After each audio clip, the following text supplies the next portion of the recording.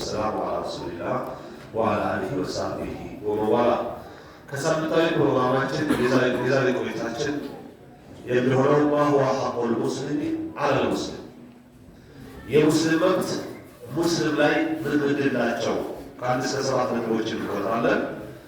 ሙስሊም ብቻ መሆኑ በቂ ነው እነዚህ መብቶችን ለማግኘት። በዜግነት ባትገናኙ፣ በብሔር ባትገናኙ፣ በመዝሀብ ባትገናኙ፣ በመንሀጅ ባትገናኙ፣ ጉርብትናው ጋር ባይኖራችሁ እስከተገናኛችሁ እስከተገጣጠማችሁ ድረስ ከነዚህ አንዳቸው የሙስሊም ወንድም መብቶች ናቸው በእያንዳንዳችን ላይ ማለት ነው።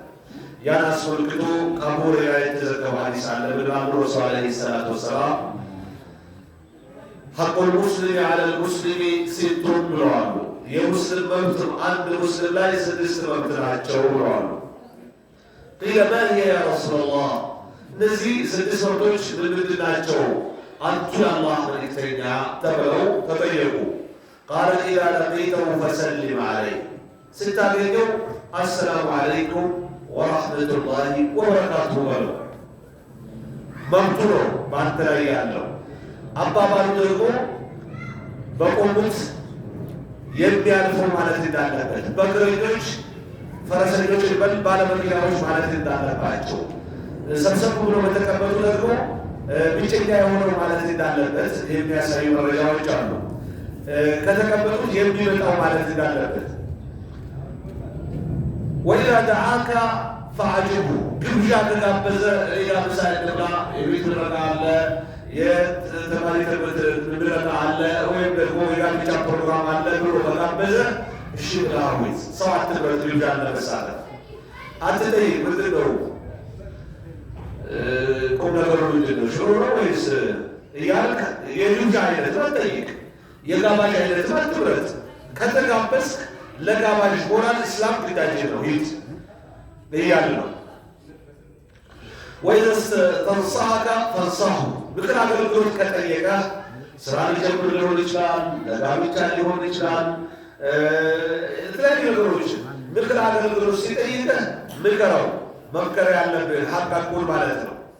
ወኢዛ አጠሰ ፈሐሚደ ወኢዛ አጢሰ ፈሐሚደ አላህ ፈሸብቱ፣ አስነጥሶት አልሐምዱሊላህ ካለ አስደስተው።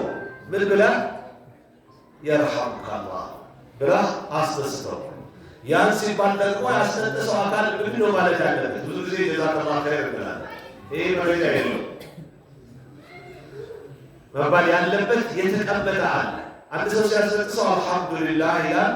አድማጭ ረሒመከላህ የርሐሙከላህ አላህ ይዘንልክ ይላል። እሱ አልሐምዱሊላህ ይላለው አላህ ምስጋና ይድረሰው ብሏል። ከዛ ደግሞ አስነጣሽ አልሐምዱሊላህ ብሎ የርሐሙከላህ ሲባል የሚመልሰው መባል አለበታል። ጀዛከላህ ኸይር ይሄ ምንድን ነው? መረጃ የለው ከባዶ ይሻላል ይባል። ያህዲኩሙላሁ ወዩስሊህ ባለኩም ነው መልሱ መሆን አለበት። ያህዲኩሙላሁ ወዩስሊህ ባለኩም አስተጋቡ። አንዳንድ ጊዜ በእስልምና እድሜያቸውን የገፉ ሰዎች እና ወጣቶችን ለያሉ። የገፉ ሰዎች ብዙ ጊዜ መሳሳት የለባቸው፣ ምክንያቱም አልፎበታል በእስልምና። ወጣቶቹ ከወላጆች መቆረጥ አለባቸው። በተለይ ራሳቸው ካወቁ በኋላ መባል የሌለበትም ማለት የለበትም። ስለዚህ አንድ ሰው አስነጥሶ አልሐምዱሊላህ ብሎ ሌላኛው የርሐሙከላህ ሲለው የሚመልሰው መልስ ያህዲኩሙላሁ ወዩስሊህ ባለኩም፣ አላህ ይምራችሁ ጉዳያችሁን ያስተካክልላችሁ ማለት ነው። ወኢዛ መሪደ ፈዑድሁ፣ ከታመመ መታመሙን ካወቀ ጠይቀው። ጊዜው አድቅቆት አሳልፎት በስልክ ይቻላል፣ በሚሴጅ ይቻላል። ወኢዛ ማተ ፈአትቢዑሁ፣ ከሞተ ተከተለው። ሄደህ ማጠብ ካለብህ እጠበው፣ መገነዝ ካለብህ ገንዘው፣ መስገድ ካለብህ ስገድበት። ወደ ቀብር ቦታ መውሰድ ይጠበቅብሃል። ወስደህ እውነተኛ ሀገሩን አድርሰኸው ተመለስ። ለዚህ ነው እንደ ፍቅህ ሻፊዕያ ለአንድ ሰው ሲሞት ያለው ግዳጅ 4 ነገር ነው ይላል። ገስሉሁ ወተክፊኑሁ ወሰላቱ ዐለይህ ወደፍኑ፣ አለቀ። የአንድ ሟች ግዳጅ በዚህ ተጠናቋል። እኛ እስከዛሬ ያዙኝ ልቀቁኝ ውስጥ የምንጋባው የምንጓተተው በግዳጅ ነው ወይስ በሱናው ወይስ በቢድዓው? እናንተ መልሱ።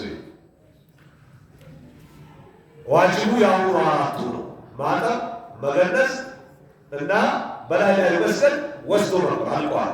ሱናው እስከ 3 ቀን ድረስ ማሳበር አብሽር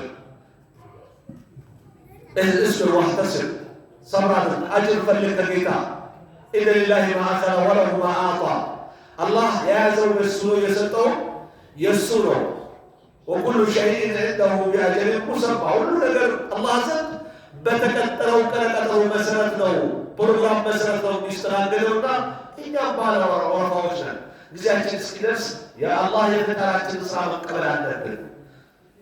اللهم اغفر له وارحمه እያሉ ለባሽ ዱዓ ማድረግ أعظم الله أجرك وأحسن عزاءك وغفر لميتك الله ደሞዝን ከፍ አድርገው ሐዘንን በጥሩ ይቀይርልን። ለባችንም አላህ ምህረት አድርግለት። በአካል ሊሆን ይችላል፣ በስልክ ሊሆን ይችላል፣ በጊዜት ሊሆን ይችላል። ይሄ ሀማው ወሱና ከ3 ቀን በኋላ ሐዘን ማደስ ስለሆነ ቢቀር ይሻላል ይላል። አያስፈልግም። እኛ አሁን ከዚህ ከግዳጅ ውስጥ ነው ወይስ ከሶጣው ውስጥ ነው የምንጓደለው? ከዚህ ውጭ ነው። እንዲህ ማለት አለብን የለባችሁ ለምን አለብን ሲወርስ ወርደ መጣ እያለ ከዛ ያዙኝ ለቁያችን ከዋጅቡ ከሱናው ውጭ ነው። አላህ ያግራል። ቀልባችን መግራት ስላደሰው እንጂ ቀልባችን ቢገራ ረሱል አድርጎታል ወይ ሰሃቦች አድርጎታል ወይ በዛ ጊዜ ነበር ወይ ብለን ማሳጠር እንችላለን። እኔ ሻፊዒ ነኝ የምንል ሰዎች ሻፊዒያ መሰብ ያነበበ ቢኖር ኦቆመቢል መጻፋቸው ይላሉ። አንድ ሰው ሞቶ ሲያሳፍሩት ዱካን ተክሎ አይደለም ሳሎን አንጥፎ አይደለም ይላሉ። የት ነው? ነጋዴ ከሆነ በሱቁ፣ ገበሬም ከሆነ በሩጂ፣ ገበሬም ከሆነ ቢሉ ላይ ማሳው ላይ ነው። ስራ አታሰጡት። ሌላ ሙሲባ በጠማት እናንተ ሌላ ሙሲባ አትሆኑበት። አክል አፍላቅ ዳ እያላችሁ አታድርጉ። ባለበት አፍሻይ ሱላችሁ ለማተት ስራ አትፍታ። አለቀ። ፍቅህ ሻፊዒ ያቀራል የምንል ሰዎች ሰፊና ሸጃ ባፈት ብለን ዑምደቱ ሳሊሒን ስናነብ ወይክረሁ الجلوس للتعزية ለለቅሶ ብሎ መቀመጥ መሰብሰብ የተጠላ ነው እንደ ኢስላም። በጭራሽኛ የምንጣላው በተጠላ ነው ማለት ነው ይላሉ። ጀሊል ብን አብድላህ የተባለው ሰሃቢ ኩና ነዑዱ الاجتماع للتعزية من النياحة ይላል አህድ ረሱልላህ ሰለላሁ ዐለይሂ ወሰለም።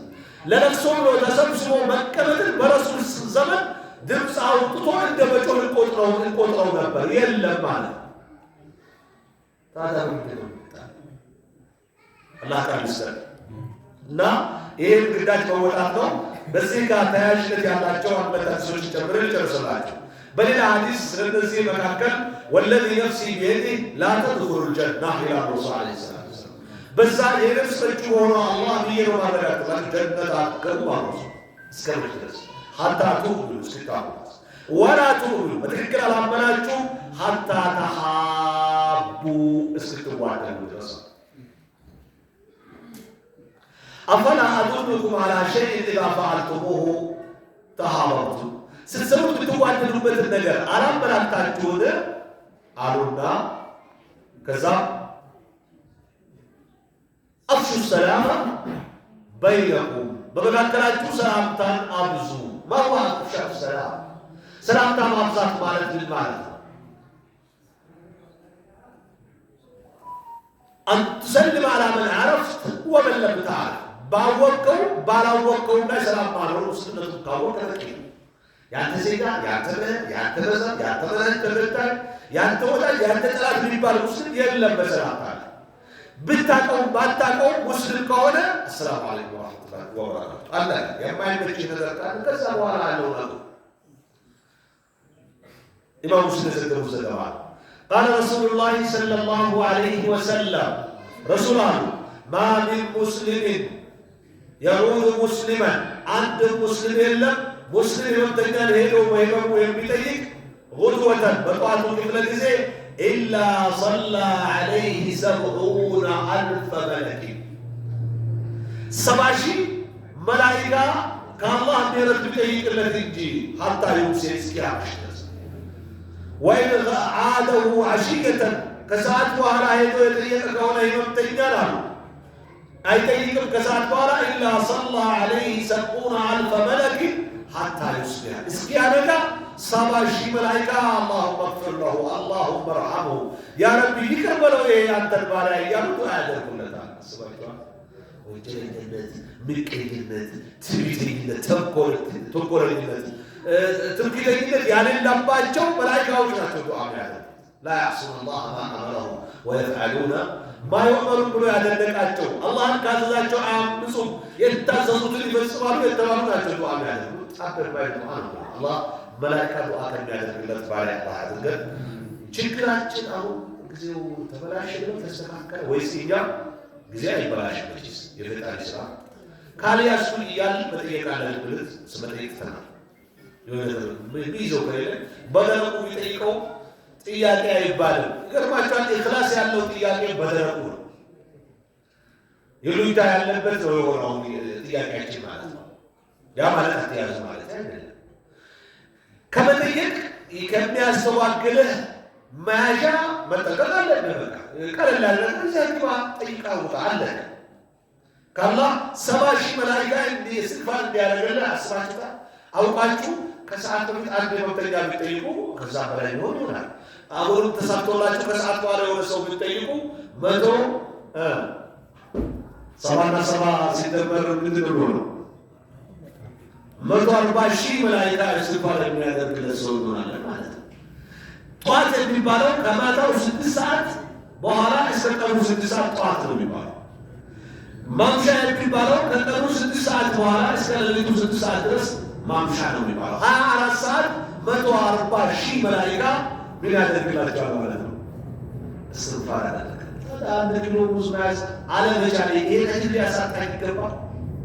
ይቅር በቃ ሳይዝ ሊከመጣ ብሎ እሱ ወንጀለኛ ይሆናል ማለት ነው። ኢላ ሰላም አለይኩም እንዴት ናችሁ? እንዴት ናችሁ? አብሽሩ ባባሰተሁር ኢንሻአላህ አላህ አፊያ ያድርግህ። ወጣ ተቀምጠህ እንዲፈላልህ እንዲቀቅልልህ ይባል እንዲቆላልህ አትፈልግ። አቅልልህ ራስህን አቅልል አለህ።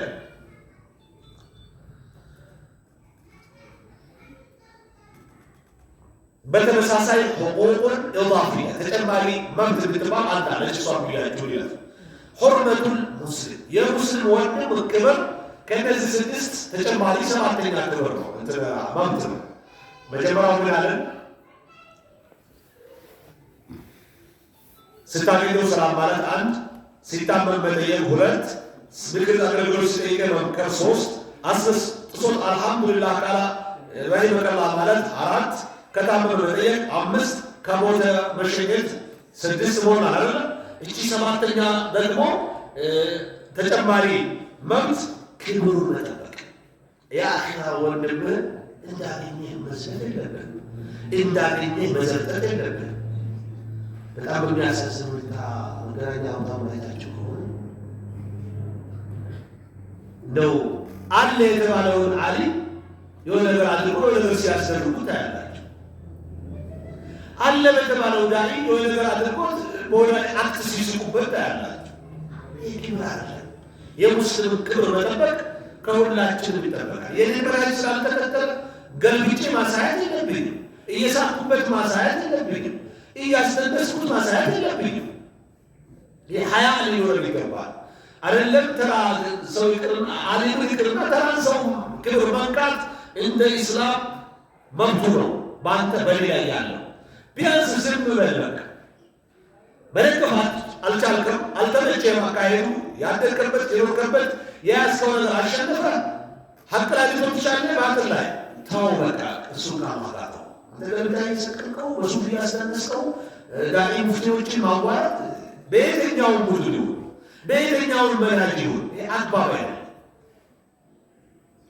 عن أبي هريرة رضي الله عنه أن النبي صلى الله عليه وسلم كل المسلم على المسلم حرام እያንዳንዱ ሙስሊም ሁሉ አያችሁ ሁሉ ዓሊም ጃሂል ወጣቱ ሽማግሌው እወቀው አትወቀው ዝምድና ይኑራችሁ አይኑራችሁ ሙስሊም ከተባለ ሐራም ነው። ደሙ ግድያ ወማሉ ሀብቱን መዝረፉ መስረቅ ወዕርዱ ክብሩን መንካት ማራከስ ማጣጣል መስደብ ማዋረድ ኢማም ሙስሊም የዘገቡ ዘገባል። قال القاضي عياض قضية تبارك أبي بلال ፈደሙ ኪናየቱን አን ነፍስ ደሙን በአንተ ላይ ሐራም ነው ሲባል ግድያው ሐራም ነው ለማለት ተፈልጎ ነው። ወልዕርዱ ኪናየቱን አን አዛሁ ብልቀውል ክብሩን መንካት ማለት በቃል እሱን አዛ ማድረግ መከልከል አለብህ ለማለት ተፈልጎ ነው ይላል። ስለዚህ ወቅታችን ፌስቡክ ነው፣ ቲክቶክ ነው፣ ዋትስአፕ ነው፣ ቴሌግራም ነው፣ ኢሞ ነው የማይባል የለም። እንደው የቆጥሬ ማዘቀው ይላል ማለት ኢንስታግራም ነው የማይባል በዛ ውስጥ እንደፈለጉ ሰዎች በየእንትናቸው አካውንታቸው ሚንበር አዘጋጅተዋል። እንደፈለጉ ያወራሉ፣ እንደፈለጉ ይዘረጥጣሉ። ይሄ በኢስላም አግባብ አይደለም። ማን ነው የዘረጥጣ ያለው? ማን ነው ያጣጣልከ ያለው? ማን ነው ያራከስከ ያለው? ነብዩ አለይሂ ሰላቱ ወሰላም አሉ ብሎ አቡ ሁረይራ ግምት የማይሰጣት አንድ ቃል ተጠቅሞ ከምስራቅ እስከ ምዕራብ ያለውን ጥልቀት ወደ አንድ የሚያስከትለው ቃል ይጠቀማል ነው ያሉት። ስለዚህ ብቻ መጠን ልንቆጥር ይገባል። ተርቦጂዎች ዞዞ ማለት ራሳችን ይገርማችኋል። ያማ ነው ያጣጣል ነው ያለ ያራቀሰው ሰው የኛ ኸይር ስራ ነው የሚሰጠው ይላሉ ከተዳቦች መካከል። እንደው እኔ ከይን ስራዬን የሚሰጠው አምጬ ቢኖር ለወላጅ አባት እናቶች የሚሰጥ ደስ ይለኛል። አባት እናቴ አምጬ ከይን ስራ ነው ቢወርስ ይሻለኛል። ምን ያላወቁት ቀልቢ አውፍታ የማልጠይቀው አካል የዘረጠቱን ከይን ስራዬን ከማታ ይላሉ። ስለዚህ ተጠቅና ይገባል። 20 ኪሎ ሊኖር ይገባል። የሙስሊም መብት በዚህ መልክ አስከብረን ጠብቀን ካላህ ንገረኝ ሰዎች ሊሆን ይገባል ነው። የዛሬ ቆይታችን ይሄን ይመስላል። አላህ እናንተን በሰማችሁ እንድትጠቀሙ እኔንም ባሰማኋችሁ እንድትጠቀሙ ያድርገኝ እያልኩኝ ወሰለላሁ ዐላ ነቢይና ሙሐመድ ወዐላ አሊሂ ወሰሐቢሂ ወሰለም።